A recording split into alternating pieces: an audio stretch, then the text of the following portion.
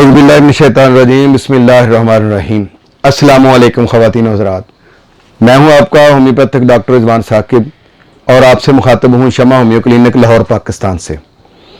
आइए आज बात करते हैं कि जो हर्निया है उसके अंदर क्या क्या एहतियातें करनी चाहिए, क्या परहेज़ करनी चाहिए, क्या चीज़ खानी है, क्या नहीं खानी है और अपने लाइफस्टाइल को किस तरह का बनाना है ताकि अगर खुदा न खास्ता हर्निया में आप मुब्तला हो गए हैं तो उसके दौरान में हम उसको बढ़ने से कैसे रोक सकते हैं और उसकी तकलीफ़ को कैसे कम कर सकते हैं या उसको हम रिवर्स कैसे कर सकते हैं, उसको अपनी असल जगह पे मर्ज़ को ख़त्म करके कैसे ला सकते हैं।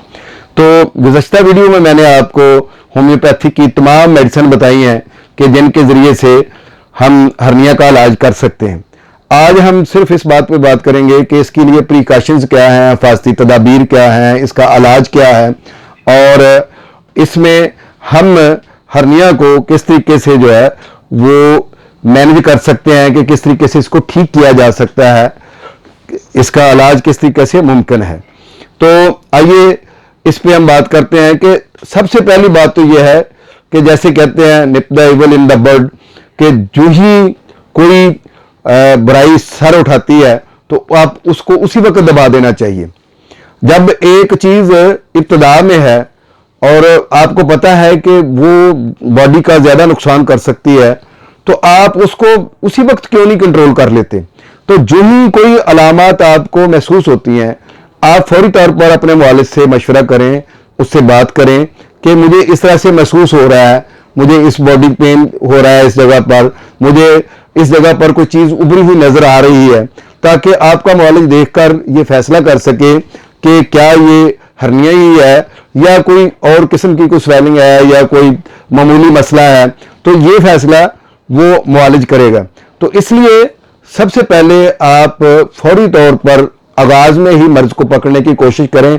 उसका इलाज भी कम अरसे में मुमकिन होता है और उसकी परहेजें और एहतियातें भी कम होती हैं। यानी सबसे पहली एहतियात यह है कि जो ही आपको कोई अबनॉर्मैलिटी अपनी बॉडी के अंदर नजर आए, कोई अबार महसूस हो, कहीं ऐसा दर्द महसूस हो या कोई बॉडी का कोई ऐसा हिस्सा जो कभी अंदर चला जाता हो, कभी फिर बाहर आ जाता हो, खुद आ जाता हो या किसी काम से या किसी तरीके से बंदे को कोई एक्सरसाइज करने से या कोई उठने बैठने से, लेटने से या कोई बॉडी को किसी भी किस्म की मूवमेंट देने से वो कोई बॉडी पार्ट जो है वो पहले झिल्ली के अंदर आ जाता है, फिर खुद पीछे चला जाता है। तो अगर आप उस वक्त अपने मुआलिज से मशवरा कर लें तो ये पहली एहतियात है, ये पहली परहेज है कि उसके ज़रिए से आप हर्निया पर कंट्रोल कर सकते हैं। इसके अलावा हर्निया से बचने के लिए सबसे बड़ी बात यह है कि आप हर किस्म का नशा छोड़ दें।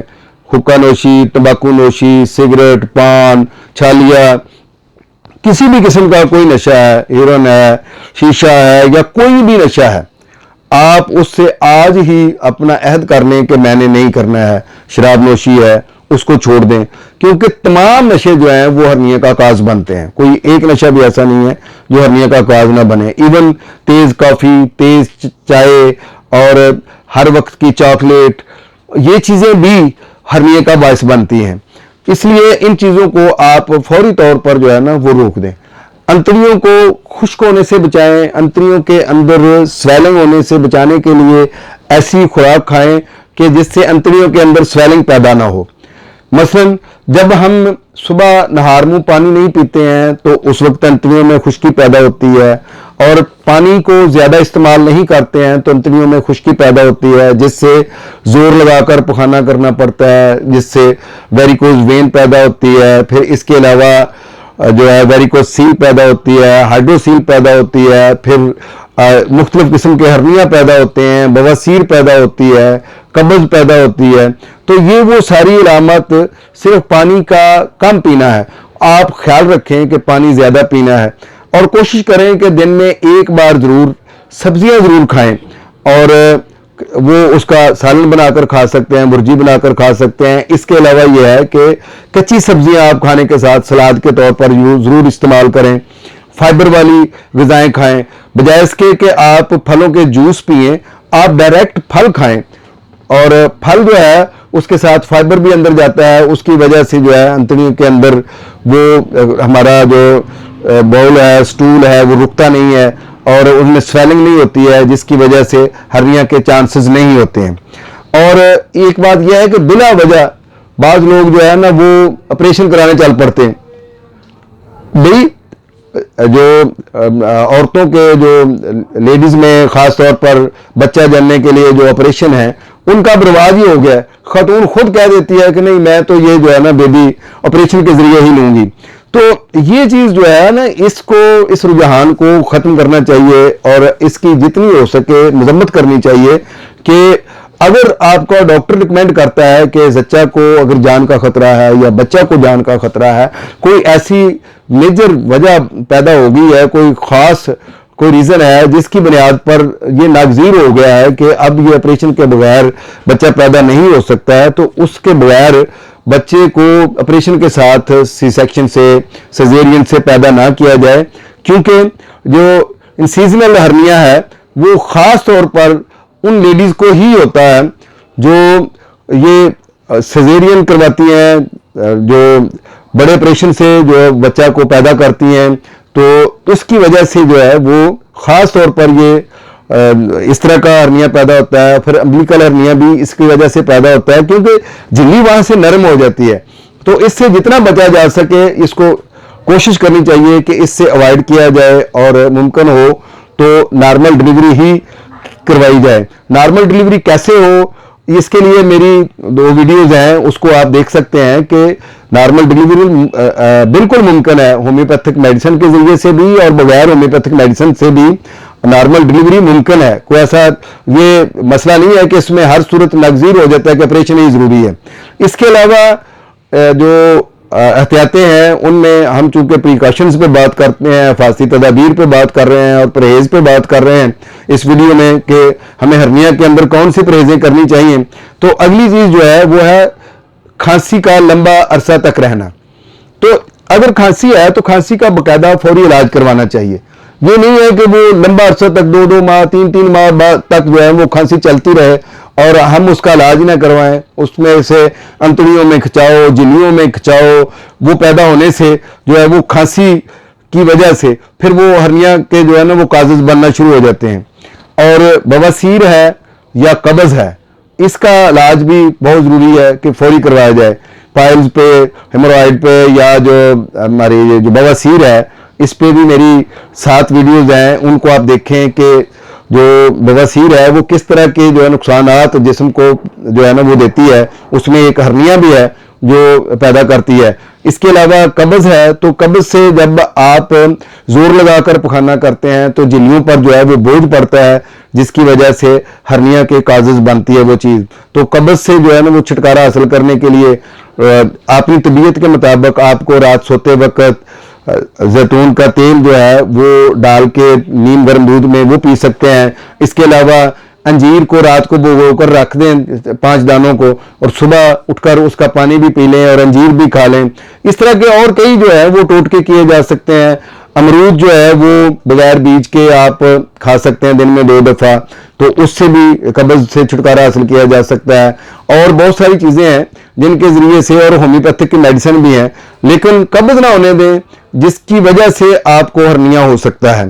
और वेट लिफ्टिंग, खासतौर पर वो लोग जो किसी भी किस्म का कोई ऑपरेशन करवा चुके हैं, मसलन कोई पेट का ऑपरेशन हो गया किसी वजह से, कोई इंजरी हो गई है, कोई ट्रॉमा किसी किस्म का हो गया है, कोई एक्सीडेंट हो गया है कि जिसकी वजह से ऑपरेशन नागजीर था तो वो करवा लिया है, तो अब उसके बाद वेट लिफ्टिंग से गुरेज किया जाए।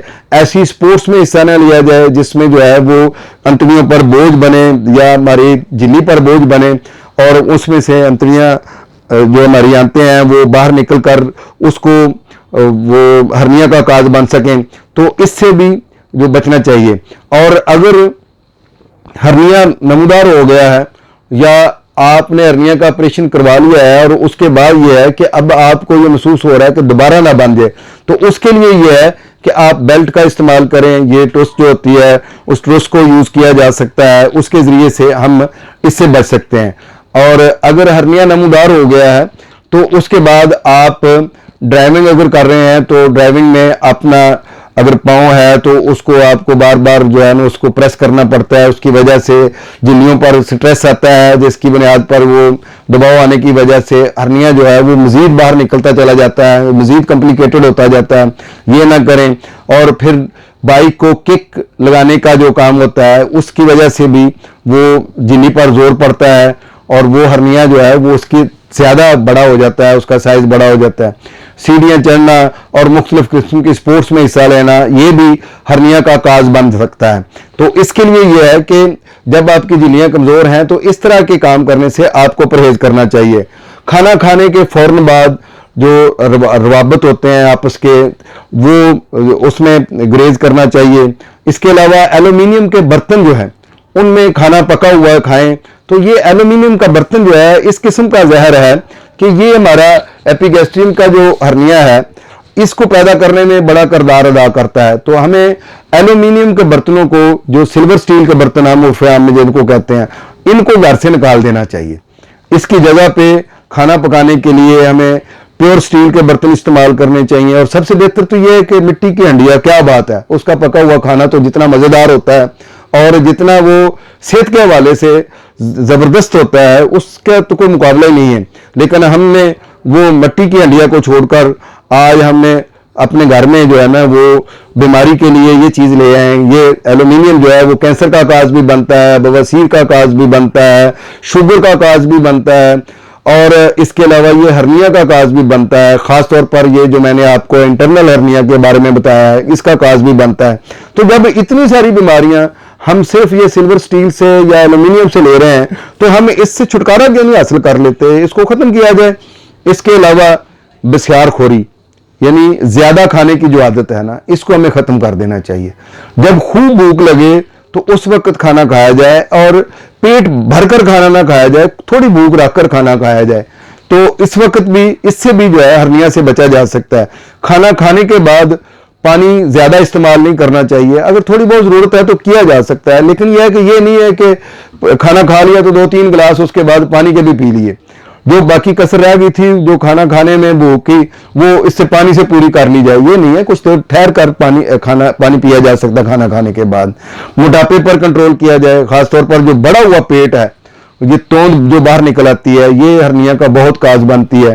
तो बड़े हुए पेट के लिए जो है होम्योपैथी की बहुत अच्छी मेडिसिन है, वो इस्तेमाल की जा सकती हैं। मोटापे को कंट्रोल करने के लिए बड़ी अच्छी मेडिसिन है, वो यूज़ की जा सकती हैं कि हम हर्निया से बचने के लिए मोटापे को कंट्रोल करें, हर्निया से बचने के लिए बड़े हुए पेट को कंट्रोल करें। इस पर भी मेरी वीडियोज़ मौजूद हैं, आप उनको देख सकते हैं कि मोटापे पर कैसे कंट्रोल किया जा सकता है या हम बड़े हुए पेट को, बड़ी हुई तोंद को कैसे जो है वो पीछे लेकर जा सकते हैं।